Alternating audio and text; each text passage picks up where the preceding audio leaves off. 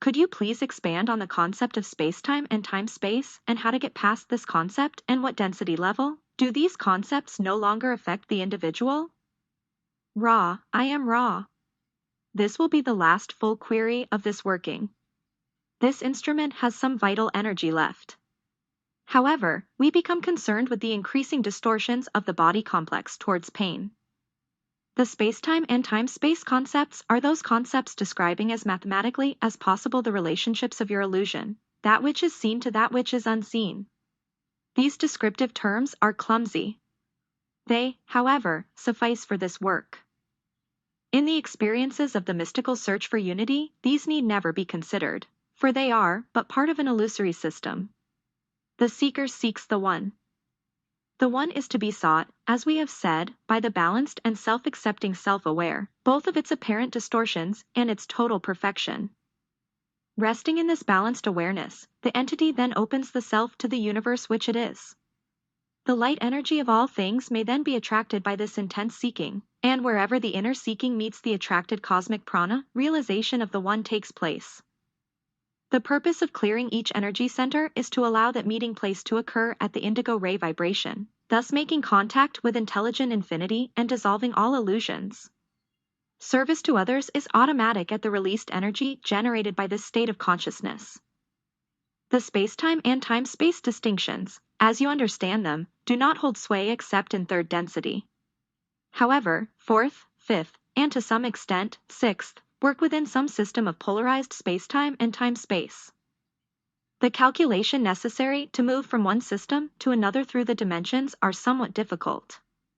Therefore, we have the most difficulty sharing numerical concepts with you and take this opportunity to repeat our request that you monitor our numbers and query any that seem questionable. Today's video with Raw is about this idea of time and space, or space-time, or time-space. And there's a very prominent thought here that has honestly been an inspiration for why I want to record these videos and post them on YouTube in the first place. And to give some background, for a while now, I've been going out into nature similar to how I am right now, and I've been speaking my mind through my heart for the cleansing of my soul. And recording these videos first began with me simply saying words to nobody besides myself and the trees that surround me. And these statements that I would say to myself in a flowing state were empowering, and they were oftentimes going down the path of aiding me in my ability to earn financial freedom, which is one of my foremost goals. And with this, I would have ideas that I would share on these walks, and I would align with them so heavily, I would resonate with them so strongly that I would want to act upon them as soon as I possibly can. However, since I'm oftentimes out in the middle of the woods, I can't get on my computer and start grinding right then and there. And so with that in mind, I would have to wait until I was at home, back at my workstation and able to grind. However, by the time I got back to my computer, oftentimes these thoughts would fade away or my drive would diminish in some ways. So the inspiration to begin recording my thoughts and the words that were spoken from me was so that I don't forget the ideas that come to me when I'm out in a flowing state, walking alone with no one but nature itself. And as this self-recording began to evolve, it took form in audio transcriptions where I'd have the text component as well as the audio, and finally to the video side of things as well. And as I would go back and read, listen to, and watch my past recordings to refresh myself of the ideas that became inspired in me on the walk, I would notice parts that stood out. And this is what relates back to time-space as raw states. So to get into it as raw states, I have an example to share.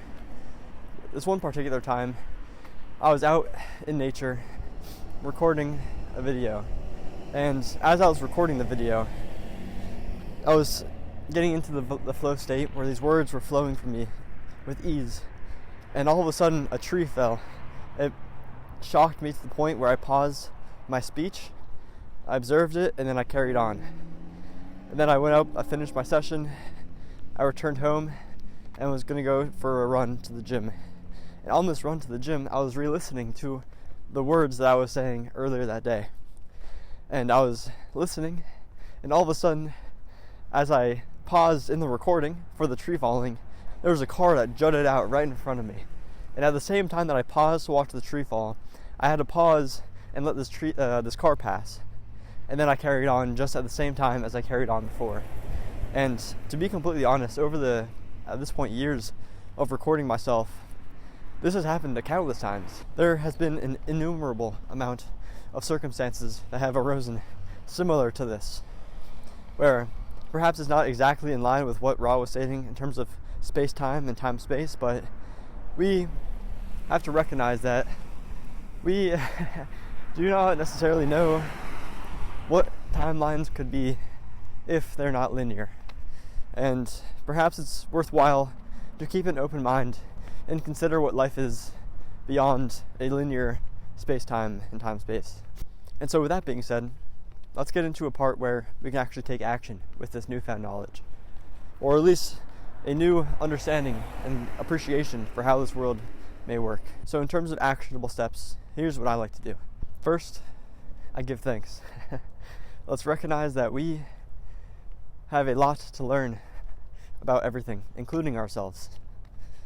And instead of being bogged down and overwhelmed with how much there is out there in the world beyond our very own bodies and minds, let's be eager to make progress each and every day.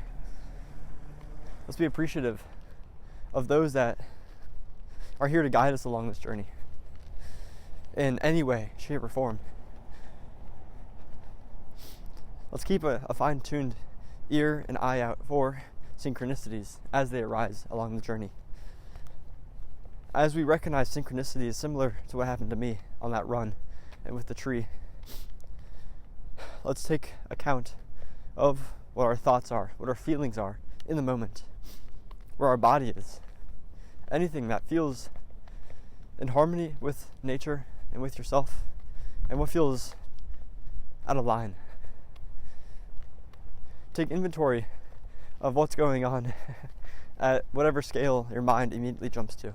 And as you recognize more synchronicities, and perhaps you are more in line with the purpose that you set out to achieve, you can extrapolate patterns that you can begin to work with. As an example, along the journey, we can recognize that we keep on seeing repeated numbers. And what do we do about this? Well, we can brush it off, ignore them, return to our daily lives. Or we can have fun with life.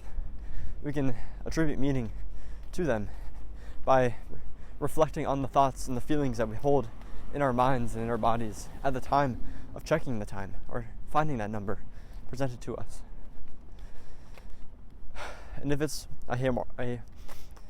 so if you're having a harmonious thought at the time of checking the clock and it reflecting some meaningful number to you, then perhaps it's worth your while to actively seek to have similar harmonious thoughts moving forward. So I'm somewhat limited to keeping this large scale, or keeping the scope pretty broad, because there is quite a lot that can happen to us in our own unique lives. However, the concept of time-space can be boiled back down to however Ra states it to be. So take this message and rock with it as you will. I'll see you all in the next one. Thank you. Thank you. Thank you.